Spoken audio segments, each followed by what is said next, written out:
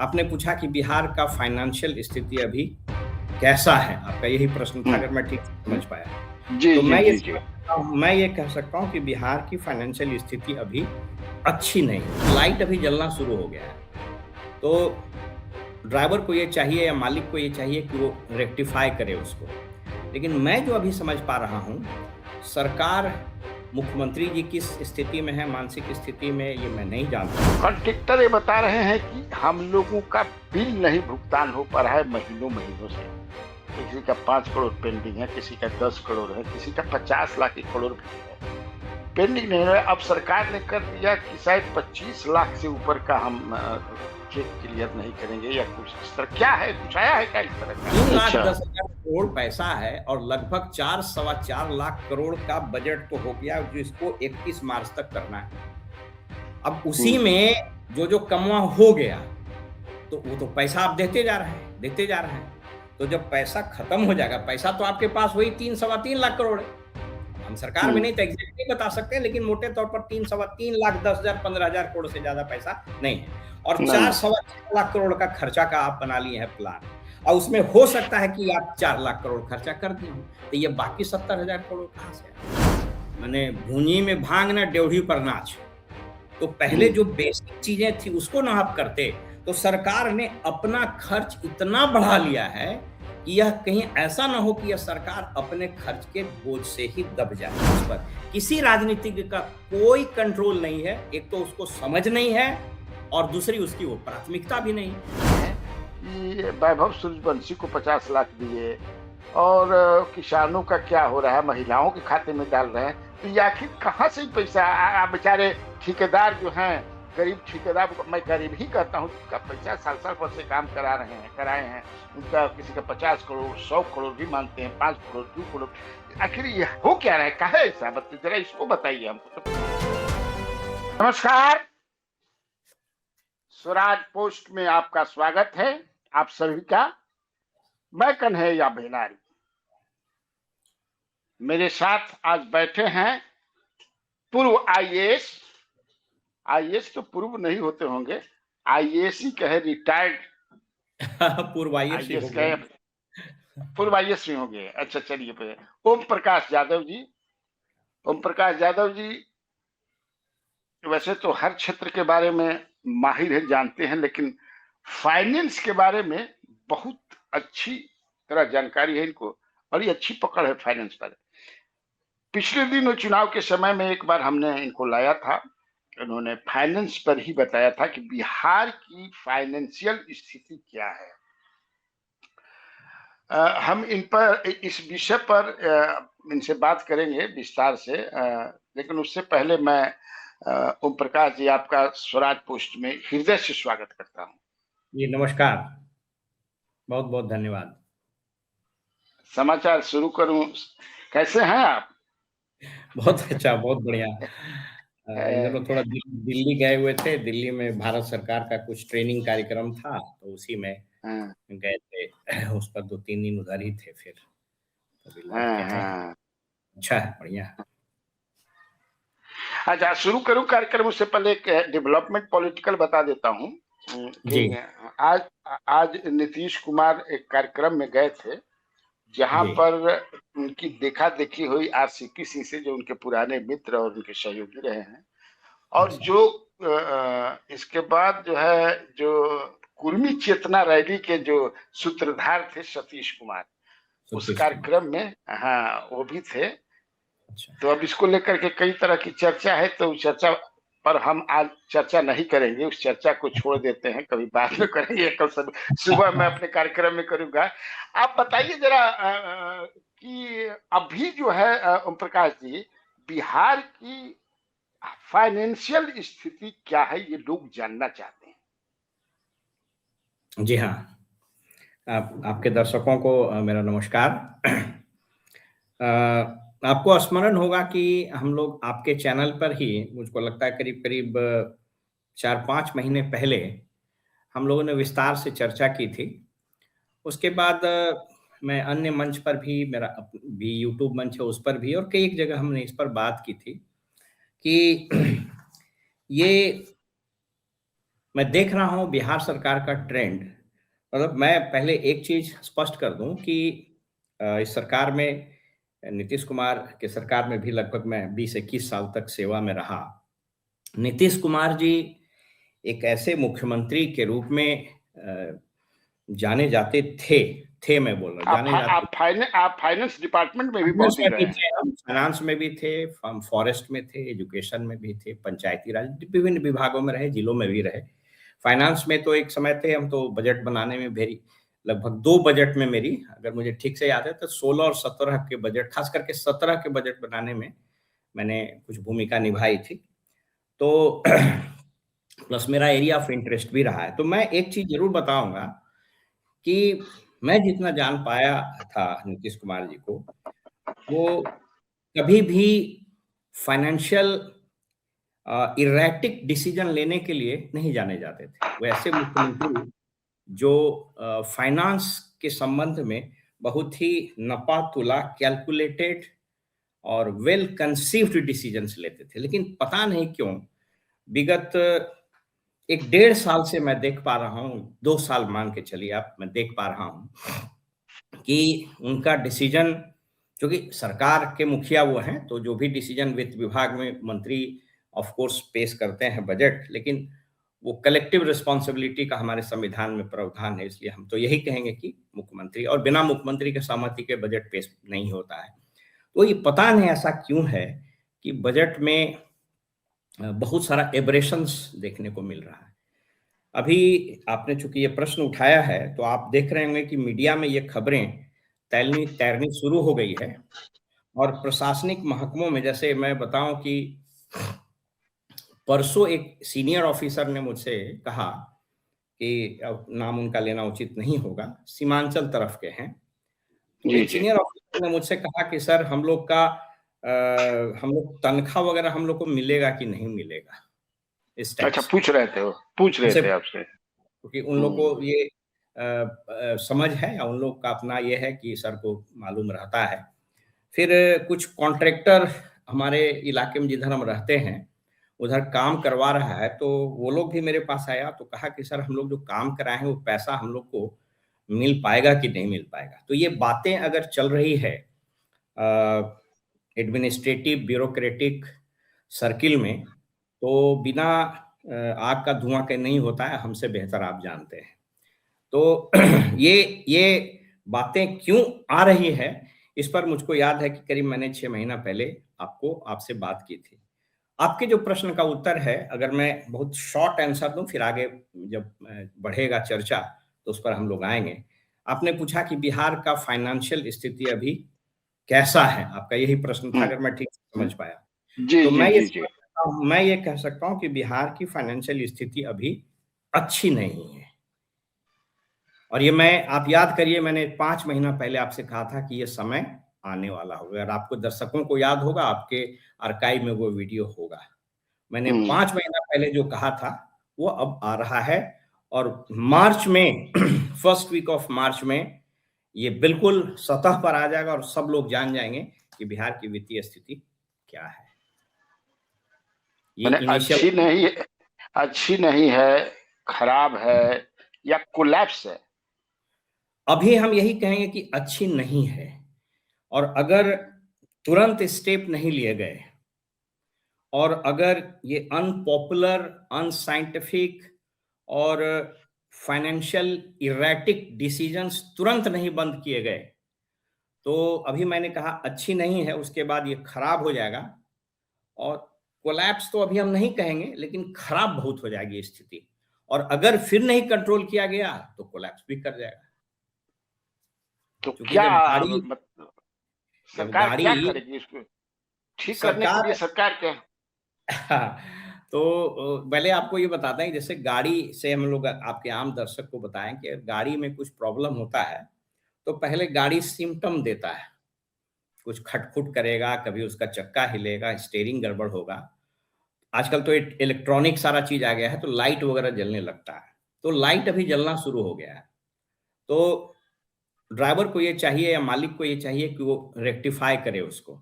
लेकिन मैं जो अभी समझ पा रहा हूँ, सरकार मुख्यमंत्री जी किस स्थिति में है, मानसिक स्थिति में, ये मैं नहीं जानता हूँ, मैं अब सरकार में नहीं हूँ। लेकिन मुझको लगता है कि शायद मुख्यमंत्री जी को इस विषय की गंभीरता से या तो परिचय नहीं कराया जा रहा है, या उनको इस चीज़ का एहसास नहीं है कि स्थिति किस ओर बढ़ रही है। माने ये बहुत ही डेंजरस स्थिति की तरफ बहुत तेज़ी से बढ़ रहा है बिहार का फाइनेंशियल कंडीशंस। आपने कहा क्या किया जाना चाहिए? तो सबसे पहले तो इस विषय की गंभीरता को समझना चाहिए। अगर हम बीमार हैं, तो सबसे पहले तो हमको ये समझना पड़ेगा हम बीमार हैं, हमको डॉक्टर के पास जाना चाहिए। लेकिन हम बीमार हैं और हमको लगता है कि ना हम एकदम फिट हैं, तो फिर इसको तो कोई बचा नहीं सकता है।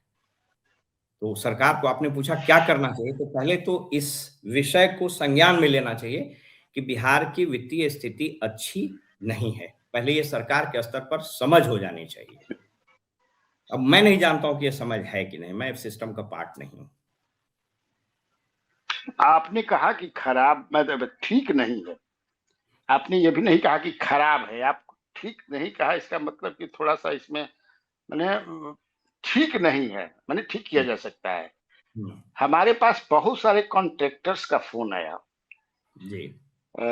अक्रॉस द स्टेट, और सरकारी जो मुलाज़िम हैं करते हैं उनका, हुँ, कॉन्ट्रैक्टर ये बता रहे हैं कि हम लोगों का बिल नहीं भुगतान हो पा रहा है महीनों-महीनों से।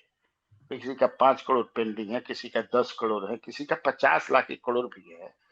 पेंडिंग नहीं है। अब सरकार ने कर दिया कि शायद 25 लाख से ऊपर का हम चेक क्लियर नहीं करेंगे या कुछ इस तरह। क्या है, कुछ आया है क्या इस तरह का? हाँ, हाँ, आपने सही फरमाया है। लेकिन इंटरेस्टिंग बात ये है कि लिखित रूप में सरकार ने अभी इसको नहीं निकाला है कोई चिट्ठी, इसलिए कि अगर सरकार लिखित रूप में निकालेगी तो पूरा पैनिक हो जाएगा। लेकिन सरकार के पास अपना सिस्टम है। सरकार के पास सिस्टम ये है, चूँकि आप सब लोग जानते हैं कि बिहार सरकार में जो अब पैसा बिल पास होता है, वो मैनुअल नहीं होता। उसके लिए एक एक पोर्टल है, उसका नाम है CFMS, comprehensive finance management system, CFMS से बिल पास होता है और उसकी चाबी वित्त विभाग में रहती है।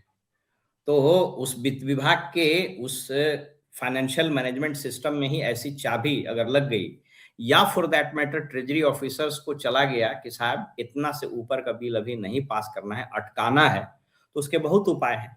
तो आपके प्रश्न का उत्तर है आंशिक रूप से हाँ, क्योंकि लिखित रूप में तो नहीं दिया है सरकार ने, क्योंकि फिर पूरी स्थिति अब वो देना पड़ेगा। मुझको लगता है कि मार्च फर्स्ट या सेकंड वीक में वो चिट्ठी निकालनी पड़ेगी, लेकिन अभी चिट्ठी नहीं निकली है। लेकिन अघोषित रूप से मेरी जो जानकारी है, इस राइडर के साथ मैं बता दूं कि ये मैसेज चला गया है ट्रेजरी में कि साहब बड़े बिल्स को अभी नहीं निकालना है। आपका बड़े उत्तर बिल्स और माने बड़े बिल्स में क्या? बड़े बिल्स का मतलब वो 25 लाख भी हो सकता है, 30 लाख भी हो सकता है। वो चूंकि इंटरनल कम्युनिकेशन वर्बल हुआ होगा तो एग्जैक्ट नहीं बता सकते हैं, लेकिन हाँ 25-30 लाख से ऊपर का बिल को रोकना है अभी। सैलरी वगैरह निकलेगी और ये सब निकलेगा, बाकी चीजें तो भी। जो अपना पैसा लगा करके जो ठेकेदार छोटे-छोटे बहुत सारे हैं काम किए हुए, तो मैं 1 करोड़, 2 करोड़, 5 करोड़, 10 करोड़ के करने वाले को छोटा ही मानता हूँ, जाओ 100-200 करोड़। तब वो दिवालिया हो जाएँगे, क्या? हाँ, तो दिक्कत तो होगा ही, दिक्कत तो होगा और इसका कैस्केडिंग इफ़ेक्ट होगा। जैसे वो उनको अगर बिल नहीं मिलेगा, तो उसका सिस्टम बना हुआ फिर वो पहले विभाग को सूचित करेंगे, विभाग उस पर संज्ञान नहीं लेगा तो फिर ट्रिब्यूनल में चले जाएँगे और ट्रिब्यूनल जब ऑर्डर पास करेगा तो ट्रिब्यूनल को कोर्ट का अधिकार है, तो फिर वो उस पर इंटरेस्ट लगाना शुरू करेगा, तो ये कैस्केडिंग इफ़ेक्ट हो जाएगा। और ऐसा इसलिए हुआ, देखिए एक चीज़ आपके दर्शकों को हम एकदम आम आदमी की भाषा में यदि आपकी अनुमति हो तो हम एक्सप्लेन करते हाँ, हैं। बताइए ना, वही चाहता हूँ मैं। देखिए, पहले आम लोगों को अक्सर लगता है कि इतना करोड़ का बजट बन गया। बजट हुँ, बन जाना 3,47,000 करोड़ का ये अलग बात है। लेकिन आपके हुँ, पास पैसा कितना है ये अलग बात है। हुँ, हुँ, आप हुँ, हुँ, आपके बेटे की शादी है और आपने बजट बना लिया कि साहब उसमें हम अ, इतना खर्चा करेंगे, लगभग 40-50 लाख रुपया खर्च करेंगे।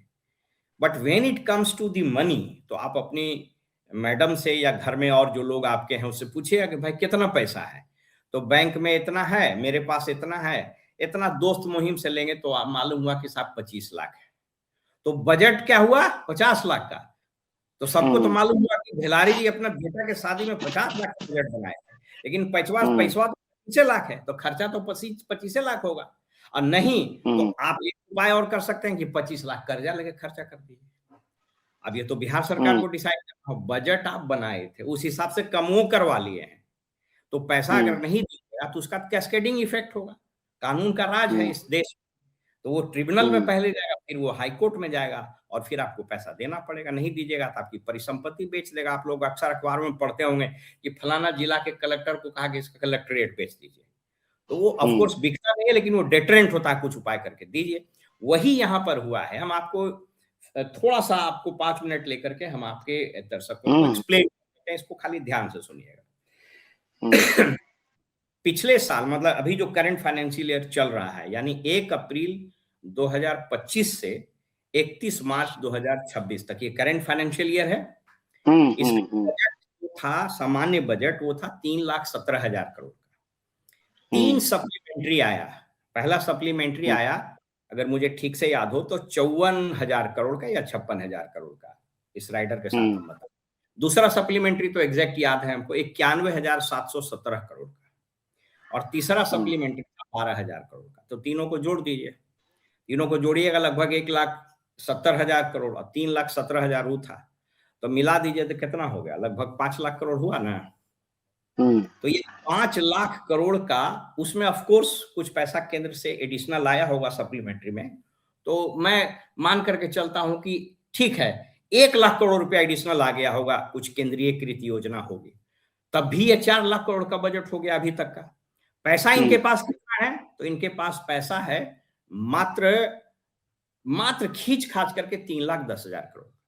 तो 3,10,000 करोड़ पैसा है, और लगभग 4-4.25 लाख करोड़ का बजट तो हो गया, जो इसको 31 मार्च तक करना है। अब उसी में जो जो कमवा हो गया, तो वो तो पैसा आप देते जा रहे हैं। तो जब पैसा खत्म हो जाएगा, पैसा तो आपके पास वही 3-3.25 लाख करोड़ है। अब हम सरकार में नहीं तो एग्जैक्ट नहीं बता सकते, लेकिन मोटे तौर पर 3-3.25 लाख 10,000 15,000 करोड़ से ज्यादा पैसा नहीं है, और 4-4.25 लाख करोड़ का खर्चा का आप बना लिए हैं प्लान, और उसमें हो सकता है कि आप 4 लाख करोड़ खर्चा कर दिए हों, तो ये बाकी 70,000 करोड़ कहां से आएगा?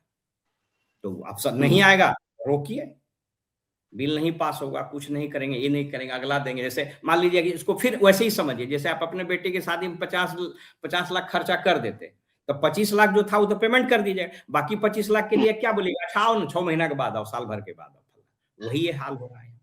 तो ये सरकार मैंने बहुत ही ब्लंडर की है, और ये सब कैस्केडिंग इफेक्ट आ रहा है। आप जैसे सोच करके देखिए, मुझको एक बहुत ही सीनियर आईएएस अधिकारी ने, जो सर्विंग है, उसने हमको फोन करके, चूंकि लोग बात करते रहते थे, हमसे पूछा और कहा कि ओम प्रकाश बाबू, आप तो बहुत दिन रहे हैं फाइनेंस में, हमको ये बताइए कि ये जो मुख्यमंत्री रोजगार योजना के तहत फिर से ये 10-10 हजार रुपया जो महिलाओं को दिया, जिसमें लगभग 25,000 करोड़ रुपया शायद फिर कुछ लगा, या 2500 करोड़ या कुछ लगा, हमको एग्जैक्टली याद नहीं। तो ये अभी देना, ये क्या दर्शाता है? तो हम बोले इट इज शियर नॉनसेंस।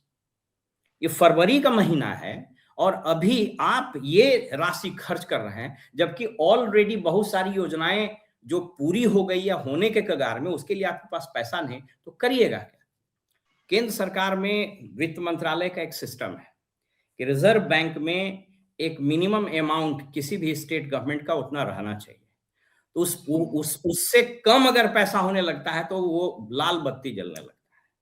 तो उसी को आप लोग सुनते होंगे, पहले आप तो बहुत दिन से पत्रकारिता में कभी सुनते थे कि बड़ा एसओएस हो गया, तो उस वक्त तो मैनुअल था सब चीज, अब तो एकदम ऑनलाइन है सब। तो ये सब स्थिति होनी शुरू हो रही है। मेरे कहने का तात्पर्य है कि इस सरकार ने over a period of time 3 समस्या क्रिएट की है। पहला तो आई थिंक वो जो हम बताए हैं 4 लाख करोड़ वाला, वो क्लियर हो गया होगा आपको। जितना पैसा था संभावित आना, उससे ज्यादा आप खर्चा का प्लान ही नहीं किए, खर्चा कर भी दिए। अब आइए दूसरी चीज ये है कि इसको ऐसे समझिए कि कोई भी सरकार, अच्छी सरकार किसको मानी जाएगी? जो अपने रख रखाव पर कम पैसा खर्चा करती है या ज्यादा खर्चा करती है? कम खर्चा करती है। बिल्कुल बिल्कुल बिल्कुल। पैसा बचे उसको आप यूजफुल एक्सपेंडिचर में कीजिए। मान लीजिए कि श्री कन्हैया भिलारी को 50,000 रुपए की आमदनी है महीने, और ये हर महीने 60,000 रुपया अपने घर के रख रखाव में खर्चा कर रहे हैं, तो आगे तो ये विकसित नहीं हो पाएंगे, वो तो 10,000 कर्जे में जाएंगे। इस सरकार ने, समझिए, अभी जो बजट पेश हुआ 3,47,000 करोड़, इसमें 2,25,000 करोड़ रुपया खाली सरकार का अपना, माने सरकार चलते रहने का खर्चा है। देहाती भाषा में समझा रहे हैं, 2.25 करोड़ रुपया सरकार का खाली चलते रहने में खर्चा है। बाकी मुश्किल से 1,20,22,000 करोड़ रुपया का स्कीम इस बार लिया जा सका है, अनुमानित है उतना पैसा आ गया। तो जिस तरीके से सरकार अपना खर्चा बढ़ाते जा रही है, कैसे बढ़ रहा है? बेतरतीब गाड़ी खरीदेंगे, बेतरतीब मंत्रियों और अधिकारियों के बंगले और चैम्बर में खर्च हो रहा है, बेतरतीब आयोजन किए जा रहे हैं, जिला स्थापना ले लो 5 करोड़ रुपया, बिहार दिवस ले लो 10 करोड़ रुपया। ये जो तमाशा होना शुरू हुआ है, यूजलेस स्कीम्स, यहां पर एगो बना दीजिए म्यूजियम, उसको कोड़ के नीचे ओकरा से जोड़ दीजिए, हुआ एगो दरवाजा बना दीजिए, हुआ एगो दरवाजा दीजिए। उन्हें एगो कहावत होता था, मैंने भूंजी में भांग ना ड्योढ़ी पर नाच। तो पहले जो बेसिक चीजें थी उसको ना आप करते, तो सरकार ने अपना खर्च इतना बढ़ा लिया है कि यह कहीं ऐसा ना हो कि यह सरकार अपने खर्च के बोझ से ही दब जाए। आपके दर्शकों को थोड़ा एक बड़ा पिक्चर दिखाते हैं। हम लोग सब सुन रहे हैं कि डोनाल्ड ट्रंप तो अजीब पगला है साहब, इन्हें टैरिफ लगा रहा है, इधर टैरिफ लगा रहा है, किसी को धमका रहा है। हम लोग सुनते हैं, आम आदमी के मन में परसेप्शन भी वही होगा कि बड़ा पगला आदमी है भाई, कभी बोलता है 100% टैरिफ लगाएंगे, कभी उसको हड़काता है, कभी उसके रियल इकोनॉमिक्स को समझिए। अमेरिका का जीडीपी करीब करीब $35 ट्रिलियन है। 1 ट्रिलियन डॉलर इंडियन करेंसी से आप उसको समझिए कि 90 लाख करोड़ होता है, तो 90 लाख करोड़ गुने 35 आप बना दीजिए। और अमेरिका पर उतना ही कर्जा है, लगभग $35 ट्रिलियन के आसपास कर्जा है। तो जितना आपके पूरे अर्थव्यवस्था का दम है, उतने आप कर्जा ले लीजिए, तो आप दब के मरिएगा कि दौड़िएगा? मर जाएंगे भाई। 60 केजी, आपके ऊपर 60 केजी और लगा दिया जाए तो आप दौड़ पाइएगा? चलना मुहाल हो जाएगा। अमेरिका की यही स्थिति हो गई है, इसीलिए वो वेनेजुएला को धर के लाता है कि तुम्हारा तेल ले लेंगे, तुम व्यापार करोगे तो इतना ले। तो अमेरिका तो रंगदार है, उसकी इकोनॉमी इतनी बड़ी है, तो वो तो बर्दाश्त कर ले रहा है। आप कैसे बर्दाश्त करिएगा? आपकी अपनी आमदनी है 80,000 करोड़, मुश्किल से 1.5 लाख करोड़ भारत सरकार से आता है, तो इतने आपको दम है। और दम से ज्यादा आपको देखिए एक चीज दिखा रहे हैं, यहाँ एक आंकड़ा दिखा देता है आपके दर्शकों, दिखाई पड़ रहा होगा ये कह रहा है कि 31 मार्च, ये 25-26 का है, यानी 31 मार्च 2026 तक बिहार सरकार पर 4,06,476 करोड़ रुपया का कर्जा हो गया। बाप रे बाप, पर व्यक्ति कितना हो जाएगा? बजट है 3,47,000 करोड़, कर्जा हो गया 4,06,476 करोड़, लाख करोड़। माने जितना आपका बजट है उससे ज्यादा का आपको कर्जा हो गया है। तो हम लोगों पर भी कर्जा होगा? हम लोग पर हम तो एक वीडियो में बात किए हैं कि हर बिहारी पर लगभग 35 से 36,000 रुपए का कर्जा है।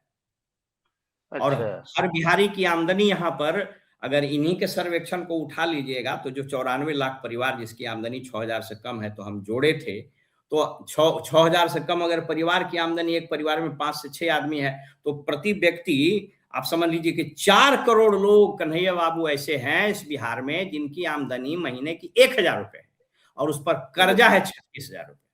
तो ये कौन सा फाइनेंस है, कौन सा इकोनॉमिक्स है, हमको नहीं पता है। इसलिए मैंने अच्छा, ये बताइए ओम प्रकाश जी, आप बताए 4 लाख करोड़ से ज्यादा का कर्जा है, और ये डेटा है, हम नहीं बोल। हाँ, डेटा ही, मैंने वो डेटा आपका कहना ही डेटा है, इतने जानकार आदमी है। तो ये सरकार जो है रेवड़ी की तरह पैसा बांट रही है, और ये केवल पॉलिटिकल, मतलब माने वो पॉलिटिकली लाभ के लिए राज्य को एकदम बर्बाद करके। और अभी आज ही देखा मैंने कि वैभव सूर्यवंशी को 50 लाख दिए, और किसानों का क्या हो रहा है, महिलाओं के खाते में डाल रहे हैं। तो ये आखिर कहाँ से पैसा बेचारे ठेकेदार जो हैं, गरीब ठेकेदार, मैं गरीब ही कहता हूँ, जिनका पैसा साल साल भर से काम कराए हैं, उनका किसी का 50 करोड़ 100 करोड़ भी मांगते हैं, 5 करोड़ 2 करोड़। आखिर ये हो क्या रहा है, कहा ऐसा जरा इसको बताइए हमको, तो पैसे भाई आपके कहाँ चला रहे हैं लोग। आपके प्रश्न के उत्तर का उदाहरण फिर आपके बेटे के शादी से दे देते हैं, जो एकदम हम्म। समझ जाएगा, क्योंकि आपके दर्शक बहुत अच्छे से इसको समझेंगे। आपने खर्चा कर दिया 50 लाख, आपके पास हम्म। पैसा था 30 लाख, तो वो 30 लाख में सबसे पहले किसको पेमेंट आप कीजिएगा? तो जिससे हम्म। आपको ज्यादा चमक मिले, या नहीं हम्म। दीजिएगा तो जिससे ज्यादा आपको परेशानी होगा। तो पहले तो आप दे दीजिएगा वो डीजे वाला को, हॉल वाला के, ये सबको दे हम्म। दीजिएगा। सबसे कमजोर का कौन है? तो जो खाना बनाया था, जो बर्तन वाला था, जो माने वो सब जो कम वोकल है। तो अब हम्म। आपके प्रश्न का उत्तर यही है। अगर मैं आपके प्रश्न को और थोड़ा सोफिस्टिकेटेड तरीके से बता दूं, तो मैं इस राज्य के वर्तमान बदहाली के कगार पर खड़े हुए बिहार की आर्थिक स्थिति के लिए 70% जवाबदेह ब्यूरोक्रेट को मानता हूं, वो ब्यूरोक्रेट जो मुख्यमंत्री के चारों ओर अपना चेहरा चमकाते हैं, और 30% ही पॉलिटिशियन को मानते हैं। ये दुर्भाग्यपूर्ण है लेकिन सत्य है। दुर्भाग्यपूर्ण ये है कि ये आप भी जानते हैं और हम भी जानते हैं कि बजट कौन बनाता है, हम्म। लेकिन हकी ये थ्योरी तो ये है कि भाई वित्त वित्त वित्त विभाग, वित्त मंत्रालय को बजट बनाना चाहिए। तो ये कुछ अधिकारियों की जो स्थिति है कन्हैया बाबू, जो स्थिति है इस राज्य में, मैंने कहा ना कि मैं उस अधिकारी का नाम नहीं लूंगा। एक अधिकारी, बड़े अधिकारी हैं, वो 1 साल में 3 चैम्बर उनको बदलाया, और तीनों चैम्बर में मेरी जो जानकारी है लगभग 1.25 करोड़ रुपया खर्च हो गया। हमको मन करा हम्म। कि पूरब में बैठेंगे तो सब तोड़ के पूरब में, दूसरा कहना है पश्चिम में, तो हम तोड़ के पश्चिम में। और एक एक अधिकारी, वो जो प्रोसेस तो अधिकारी जानता है, लोक वित्त समिति में गया, फाइनेंस से कंटीजेंसी फंड से पैसा निकाल लिया। अब ये मुख्यमंत्री को पते नहीं है कुछ, माने ये वैसा ही है कि आपको पता नहीं हो और आपके घर में माने कोई ऐसा जो सदस्य है वो मारे पैसा जुआ में लगा रहा है और मारे पैसा गाड़ी में फूक रहा है। तो 70% अधिकारी दोषी हैं। वो अधिकारी जो मुख्यमंत्री के इर्द गिर्द, हम पूरे जवाबदेही के साथ आपको बता रहे हैं, हम तो कोई हम्म। राजनीति है नहीं, लेकिन हम देख रहे हैं कि कैसे 50 लाख की योजना पर 5 करोड़ रुपया खर्च हो रहा है। हम देख रहे हैं कि जहां 1,000 में काम चल सकता था वहां 1 लाख रुपया खर्च हो रहा है। हम देख रहे हैं कि जो खर्चा होने की कोई आवश्यकता नहीं थी, आप चले जाइए, आप मेरी बात मान लीजिए, आप कल तो हाँ कल मंडे, आप कल सचिवालय चले जाइए, आप मेरी बात मान लीजिए, और अगर नहीं होगा तो हमको आप 4 गाली दीजिएगा। आप चले जाइए कल पुराना सचिवालय, ठीक है, जहां मुख्यमंत्री बैठते हैं, उससे निकल करके ऊपरे वाला जो कॉरिडोर है जो उधर जोड़ देता है आपको खाद्य आपूर्ति विभाग और राजस्व विभाग, उस कॉरिडोरवा में घुस जाइएगा। वो कॉरिडोर को मैंने पिछले 3 साल में 5 बार टूटते हुए देखा है। अच्छा। ऐसा क्या होता है भाई कि सचिवालय में नई बिल्डिंगें बनी, नया विधानसभा का भवन बना, नए एनेक्सी बने, तो हर बार उसमें कामे क्यों लगा रहता है? किसी ने पूछा है? अच्छा, नया विश्वेश्वरैया भवन बन गया है ना, कल हम्म। आप अपनी टीम लेकर के चले जाइए विश्वेश्वरैया भवन, आप इसको कर लीजिए। कल कल अपनी टीम लेके विश्वेश्वरैया भवन चले जाइए, विकास भवन चले जाइए और पुराना सचिवालय चले जाइए, और कुछ नहीं, खाली वीडियोग्राफी करा लीजिए, आपको पता चल जाएगा कि क्यों तोड़ा जा रहा है। तो ये सारी चीजें जो है ना, ये सब धंधा चल रहा है। हर एक डिपार्टमेंट का एक बजट होता है, उसको बोलता है आधुनिकीकरण, मॉडर्नाइजेशन पर बजट। हमारा कमरा तो ठीक है ठाक है, लेकिन हमको अलॉटमेंट है 10 लाख रुपया, अब मार्चे तक खर्चा करना था, हम क्या करेंगे? ए भाई एकरा तोड़ो, ये ठीक ना है, एकरा तोड़ के ओन्ने कर दो, और ओकरा तोड़ के ओन्ने कर दो। ये कोई देखने वाला ही नहीं, किसी को कोई मतलब ही नहीं। तो चूंकि मेरे ही दस्तखत से होना है तो हम पहला करेंगे, जाए ठेकेदार जाए हम। ये सारी चीजें हो रही है, इसलिए हो रही है कि इस बजट पर और स्टेट के फिनांस पर किसी राजनीतिक का कोई कंट्रोल नहीं है। एक तो उसको समझ नहीं है, और दूसरी उसकी वो प्राथमिकता भी नहीं। राज्य का भी हालत ऐसा है कि पब्लिक उस पर वोट नहीं देती। ये दुर्भाग्यपूर्ण है लेकिन सत्य है। लेकिन अब ये बताइए हमको, आज जो है जो ठेकेदार हैं, संवेदक हैं, उनको पैसा नहीं मिल रहा है। कल गए तो हो सकता है कि जो टीचर हैं या जो सैलरी क्लास जो सरकार के जो सरकारी नौकरी करते हैं उनको उनका भी सैलरी ना मिले। आप अब मार्च में देख लीजिएगा ना, ज्यादा दिन थोड़ी है, अब तो फरवरी खत्म होने वाला है ना। कॉन्ट्रेक्चुअल अपॉइंटमेंट आपको आप पता कर लीजिएगा कि स्टूडेंट क्रेडिट कार्ड में कितना दिन से पैसा मिलना बंद हो गया। आपके अच्छा। चैनल पर एक और चीज हम बता देते हैं। अभी जब इन लोगों को बेचैनी लगी है कि भाई पैसा कहाँ से लाया जाए, तो इन लोगों और एक बहुत डेंजरस प्लान पर काम कर रहा है। हालांकि हमसे कुछ लोगों ने पूछा था, तो हमने कहा था कि आप लोगों को भगवान सद्बुद्धि दे, इस प्रोजेक्ट पर कभी काम मत कीजिए, क्योंकि शेर शाह से लेके और अंग्रेजों तक भी वो काम नहीं किया था। अगर आपने ये काम कर दिया तो आपका आपका नाम जो है ना इतिहास में माने कोई दूसरा मेटल से लिख दिया जाएगा। क्या प्लान है सो सुन लीजिए। प्लान ये है, अभी बिहार सरकार का मलगुजारी से, लैंड रिसीट से 800 करोड़ रुपया वसूली होती है। ये भी बहुत ज्यादा है। अगर आपको मुझे ठीक से बजट याद है तो 2005 में संभवतः यह ठीक से याद हो तो शायद 50 से 60 करोड़ के आसपास का, तो अभी 800 करोड़ है। इन लोगों की प्लानिंग ये है कि जो लैंड का जो खर्चा तो बढ़ाए जा रहे हैं, माल तो लूटे जा रहे हैं। 3 बार अगवानी पर्वत का गिरा, वैसे उससे कितने पुल गिर रहे हैं। इसको जोड़ो, उसको काटो, उसको घटाओ। इन लोग कर रहा है क्या, मैंने अभी ये प्लानिंग लेवल पर है, ये भी किसी को मालूम है नहीं। उसको यह भी नहीं मालूम है कि ये हो पाएगा कि नहीं। अगर मुख्यमंत्री को बताएगा तो मुख्यमंत्री एग्री होंगे नहीं होंगे, आई डोंट नो। लेकिन क्या चल रहा है सो बता रहे हैं। पहला ये है कि जो MVR है, मार्केट वैल्यू रेट बोलते हैं जमीन का, उसको कम से कम 100 to 200% बढ़ा दिया है। जैसे जिस जमीन की कीमत अभी 50 लाख है, उसको कम से कम 1 करोड़ से 1.5 करोड़ कर दिया जाए। नंबर 1। नंबर 2, मलगुजारी को MVR से जोड़ दिया जाए। ये डेंजरस चीज है। मलगुजारी को MVR से जोड़ दिया जाए। अब मान लीजिए कि मलगुजारी को MVR से जोड़ दिया और अगर 1% भी लिया तो 2 करोड़ की जमीन का 1% कितना हुआ? 2 लाख रुपया। 2 लाख होगा ना, कैलकुलेशन जोड़ लीजिए अभी। एक करोड़ का 1 कितना होगा? 2 लाख। तो ये 2 लाख रुपया आपको सालाना मलगुजारी लगेगा, जो अभी संभवतः 200 रुपया लग रहा था।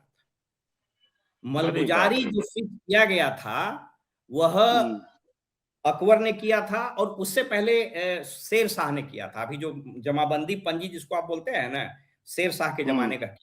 अंग्रेजों ने भी कहा कि नहीं, जितना फसल होता है उसका एवरेज निकाल करके उसके दाम का संभवतः 20 या 30% के आसपास लेना है। फसल जो निकलेगा उसका एवरेज निकाल के उसके ये कर दिया तो साहब तो अंग्रेज को पीछे छोड़ दें।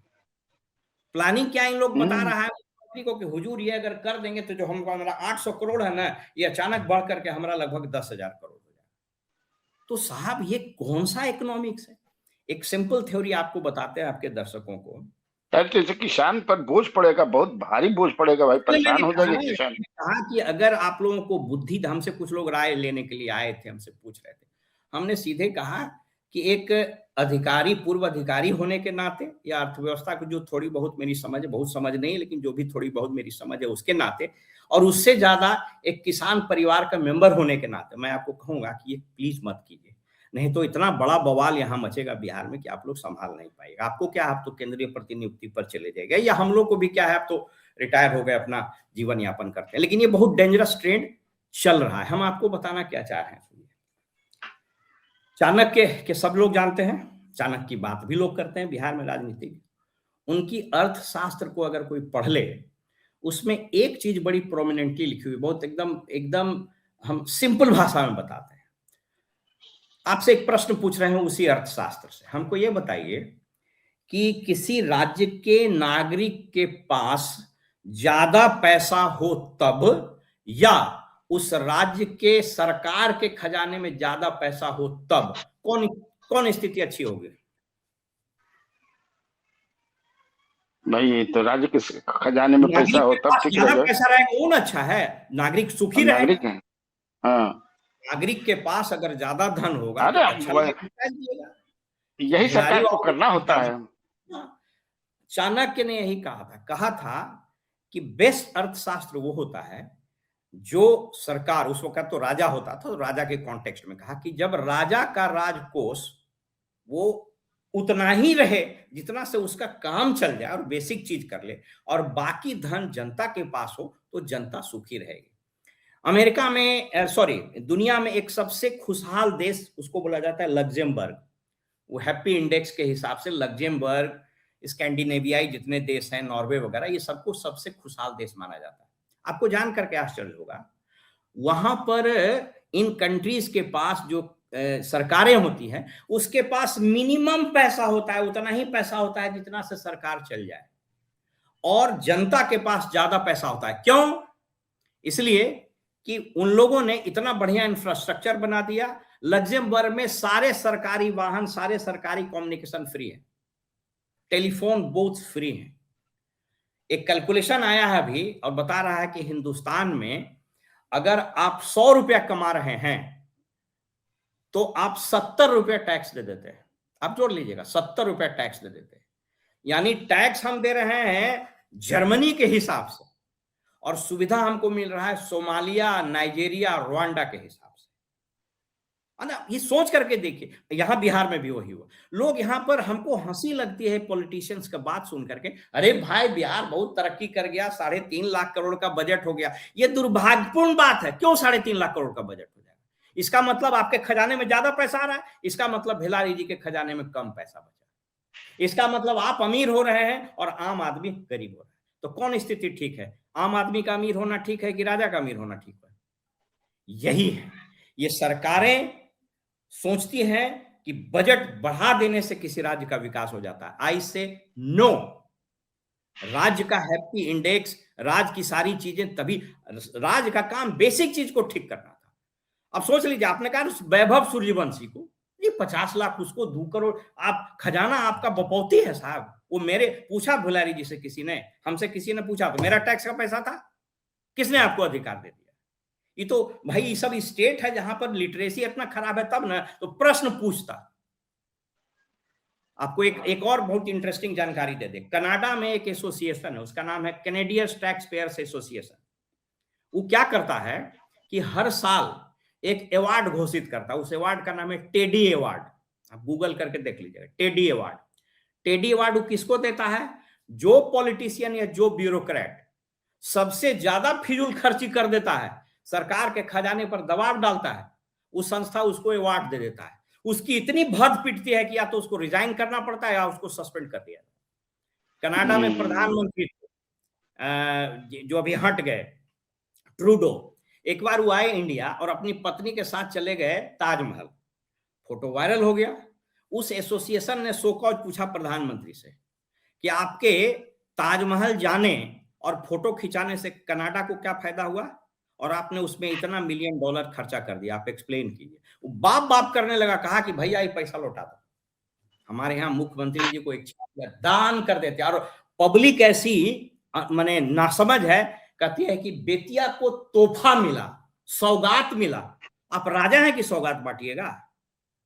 अरे आप सम्राट अकबर हैं कि सौगात बांटिएगा? आपको मुख्यमंत्री या प्रधानमंत्री बनाया गया था सर्टेन मैंडेट के साथ, तो वो न कीजिएगा। तो यहाँ स्थिति पूरी डिरेल्ड है। इसलिए मैं आपको एक सिंपल शब्दों में बता सकता हूं कि यह राज्य सरकार अपने सर के ऊपर अपने ही खर्च के बोझ से स्वयं दबेगी, और इस दबाव से, इस भार से बिहार की जनता आने वाले समय में त्राहिमाम करेगी। ये ओम प्रकाश यादव जी ने कितना बढ़िया से बताया बिहार के फाइनेंशियल स्थिति के बारे में, देसी तरीके से भी और सोफिस्टिकेटेड, दोनों तरह से बताया, और हमारे व्यूअर्स निश्चित तौर से समझ गए होंगे। कैसा लगा ये बातचीत, आप कमेंट में जरूर बताइएगा। और फाइनेंशियल इश्यू को लेकर के सब चिंतित हैं, ये भी चिंतित हैं, हम भी चिंतित हैं, आप लोग भी चिंतित हैं, और भविष्य में भी हम इनको जोड़ते रहेंगे ताकि आपको ये ऐसे ही जानकारी देते रहें। बहुत बहुत धन्यवाद ओम प्रकाश जी, आप हमें कृपा बनाए रखिएगा। नमस्कार, थैंक यू।